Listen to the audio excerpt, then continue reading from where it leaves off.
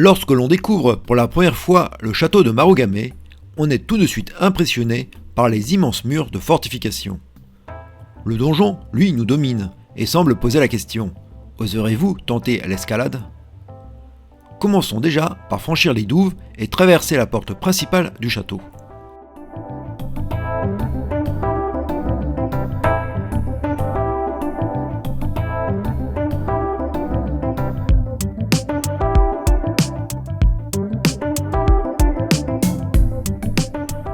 La montée est assez raide. Lorsque l'on finit par découvrir le donjon, derrière le voile blanc des pétales de cerisier, c'est le soulagement. Et dire que cette colline est quasiment artificielle. Murs de plâtre blanc, toit à pignon, tuiles de céramique. Le donjon a bien tous les atours du classique donjon de château japonais. Sa taille modeste lui donne peut-être aussi un côté plus abordable et contribue au charme du lieu.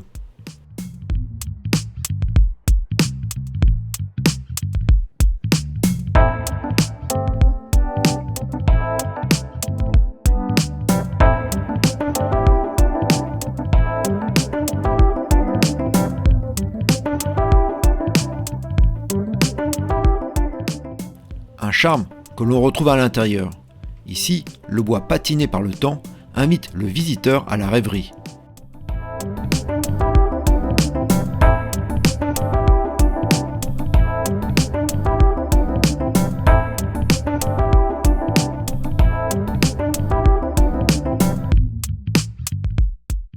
Tout comme le paysage dévoilé par les fenêtres.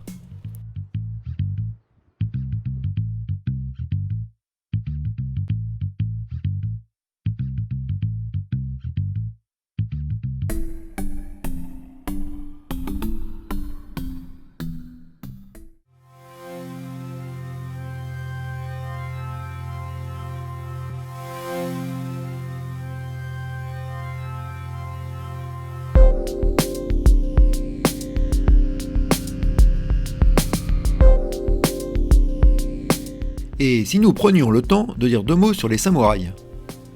Pour commencer, une vérité qui risque d'en décevoir certains. Les samouraïs que vous croisez aujourd'hui dans les châteaux sont des comédiens. S'ils déambulent, jouent la comédie, prennent la pose ou simplement vous offrent un sourire. Le tout avec un juste équilibre entre le visage fermé d'un guerrier sans émotion et le sourire enthousiaste au moment du selfie avec un visiteur.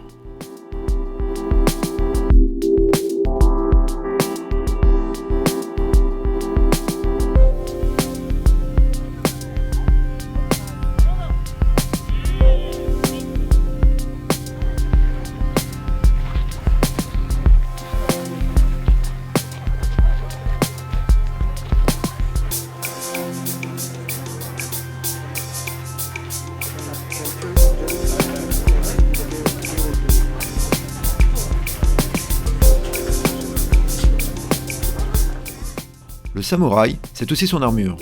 Laissons de côté celle de nos amis comédiens et découvrons quelques belles pièces authentiques. Casque ornementé, masque facial impressionnant, épaulières, plastron, une armure se compose d'une dizaine de pièces. Le tout avec le souci constant d'assurer un maximum de mobilité à celui qui la porte. Et comme la plupart des samouraïs étaient des cavaliers, même les chevaux ont leur armure.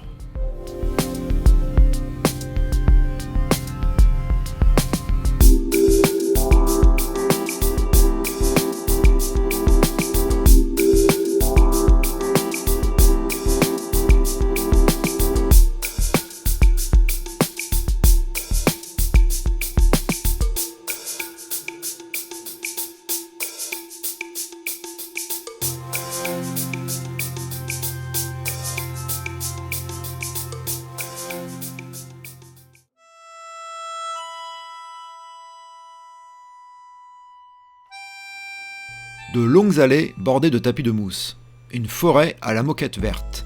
Pas de doute, c'est le temple Seihoji, situé pas très loin du quartier de Arashiyama à Kyoto. C'est un des rares temples où il vous faut demander une autorisation pour le visiter. Ce temple bouddhiste possède un jardin aux 120 mousses différentes, sans doute un des plus grands jardins de ce type au Japon.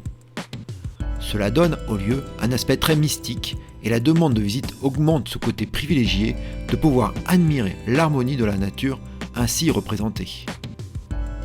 Les tapis de mousse nous entraînent dans une atmosphère toute particulière que l'on ne retrouve pas dans les autres temples.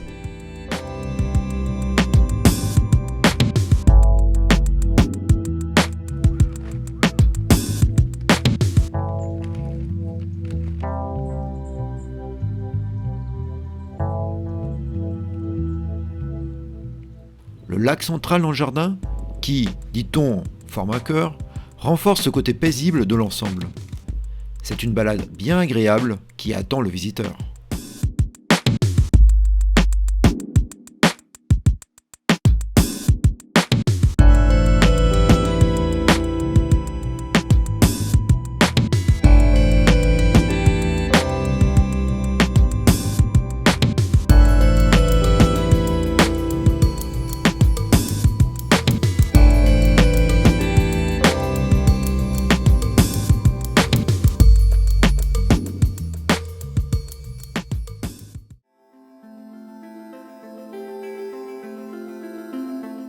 À quelques pas du chemin des philosophes, on trouve à Kyoto le Ginkakuji, le pavillon d'argent. Ce temple bouddhiste possède un superbe jardin minéral. Sable et pierre dessinent une harmonie monochrome de lignes droites. Et si l'on élève le regard, on découvre une reproduction stylisée du mont Fuji dans un immense tas de sable immaculé.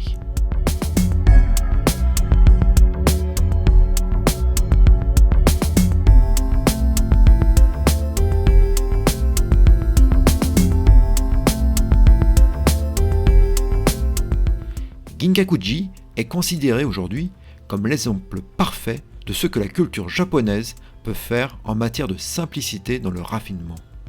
Pourtant, il faut savoir qu'au moment de sa construction, le pavillon devait être entièrement recouvert d'argent et offrir une sorte de pendant au pavillon d'or.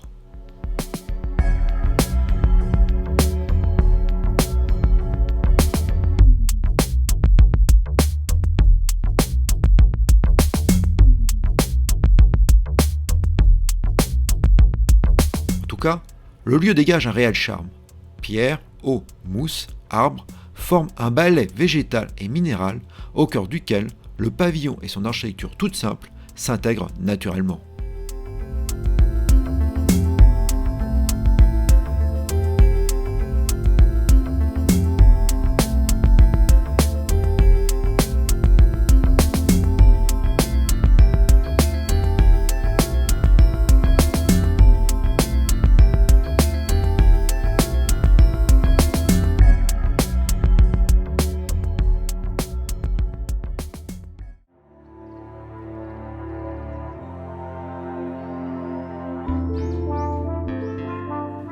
Le donjon du château de Maruoka est le plus vieux des donjons japonais ayant encore une charpente en bois. Un titre que certains lui envient. Autre signe distinctif, ici les tuiles sont en pierre et non pas en céramique, comme les fameuses statues des Shashioku.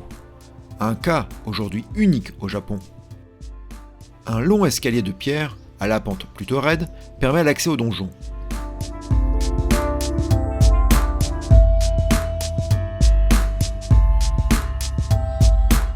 Une fois entré, premier moment d'émerveillement face aux teintes allant du caramel à l'acajou de l'intérieur en bois. Puis, nous découvrons les escaliers et leurs cordes à nœuds. Accéder aux différents niveaux du donjon se mérite en effet. Le donjon n'est pas grand et c'est sûrement pour en optimiser l'occupation que les escaliers font plus penser à des échelles.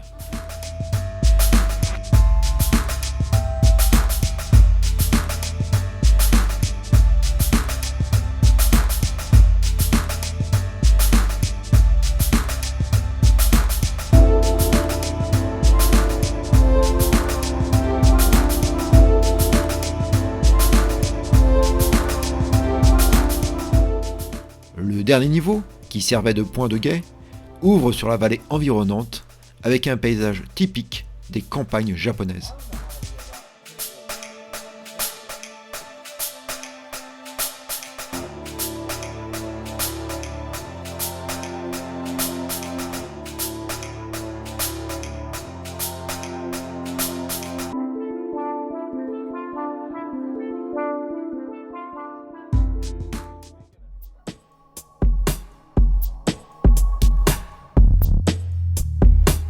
Il y aurait beaucoup à dire sur le parc Ueno. Ueno Uchikoen, en version originale, est situé au nord-est de Tokyo. C'est non seulement un immense parc, mais on y trouve aussi un zoo et des musées. Mais intéressons-nous au lieu durant le printemps. Le parc Ueno est en effet un des endroits les plus prisés des Tokyoïtes pour fêter l'Hanami.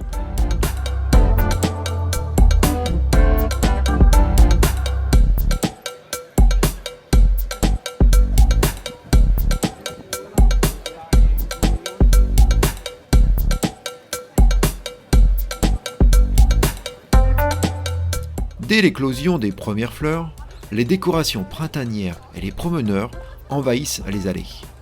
Les vastes pelouses sous les cerisiers sont elles réquisitionnées.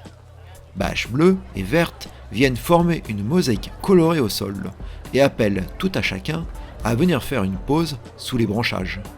Organisation nippone oblige, d'immenses bacs de tri sélectifs sont même installés.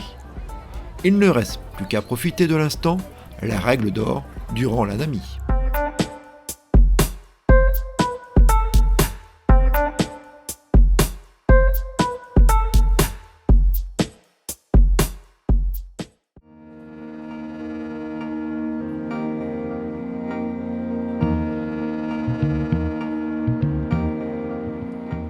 À quelques pas du parc Ueno se trouve Ameya Yokosho. Il s'agit d'un immense marché à ciel ouvert dont les échoppes longent la Yamanote Line. Pour nous, il y a aussi un point de repère important. On trouve un Yodobashi Camera juste à l'entrée.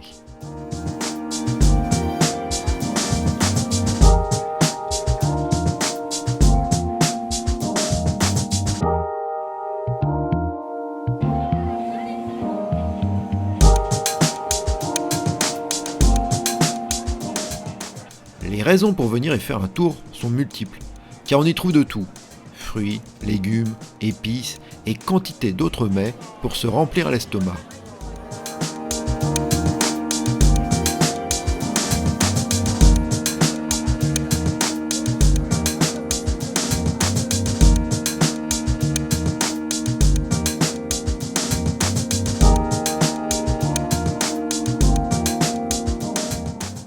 Mais aussi des articles de maroquinerie, des t-shirts en tout genre, et bien sûr des babioles et colifichets par centaines.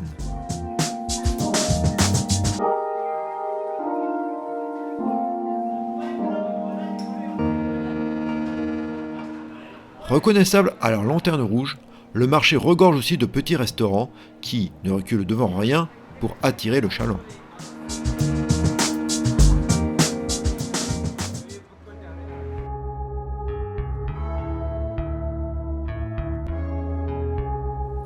On ne repart pas de Kamakura sans avoir visité le Daibutsu. Ce grand Bouddha d'extérieur, situé dans le temple de Kotoku-in, est l'une des plus célèbres représentations de Bouddha que l'on peut voir au Japon. Et effectivement, c'est impressionnant.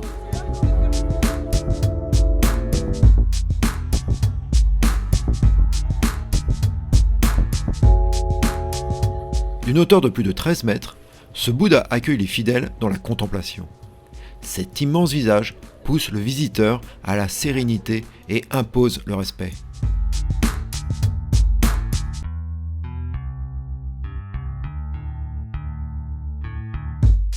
Un peu à l'écart des autres temples de Kamakura, le Daibutsu est sans aucun conteste la plus belle chose à voir dans cette ville.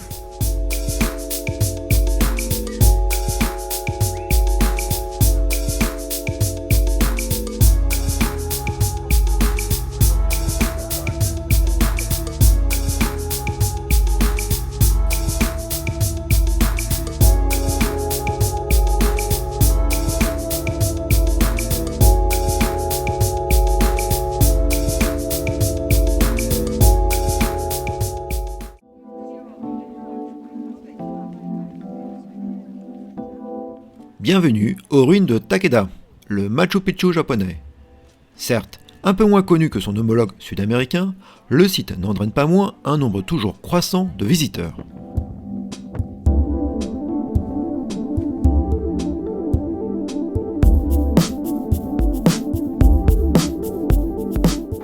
Il ne reste aujourd'hui que les hauts murs de pierre taillés dans la montagne qui délimitaient les différentes enceintes du château. Pour essayer de préserver au mieux le site, la visite est balisée.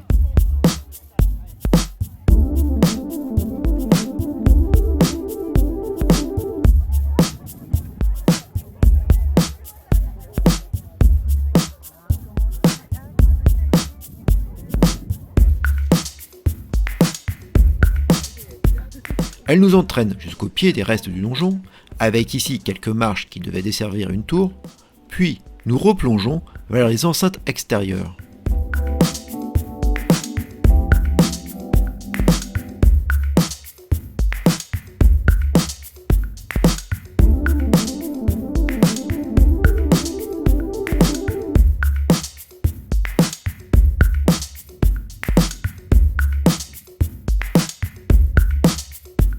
À nouveau, les hauts murs de pierre nous dominent, et nous découvrons de larges espaces, où il y a bien longtemps devaient se trouver les casernements des samouraïs. Avec un peu d'imagination, on entendrait presque le son lointain de leurs entraînements.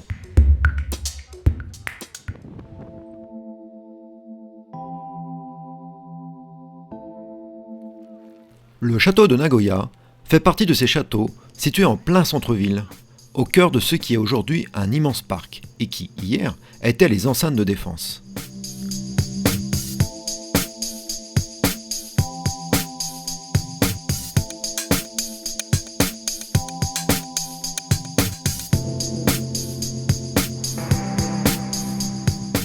Le donjon, reconstruit après la Seconde Guerre mondiale, abrite un musée, mais l'apparence extérieure, elle, est restée fidèle au plan d'origine. Et c'est vrai que sa haute silhouette blanche aux tuiles vertes en impose.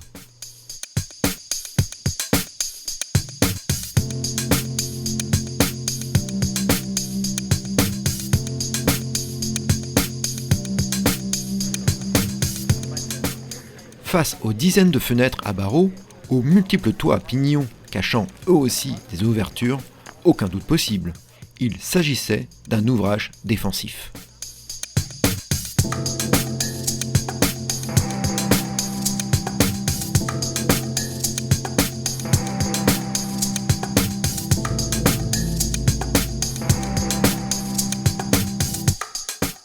Pourtant, il y a dans les lignes des toits, dans l'architecture même du bâtiment, cette volonté constante dans les châteaux japonais d'offrir aussi du beau.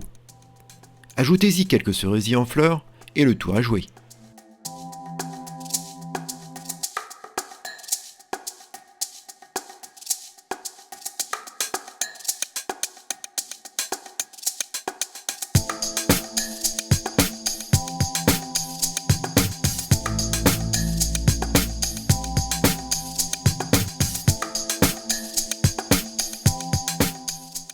Un donjon qui, de jour comme de nuit, veille sur la ville.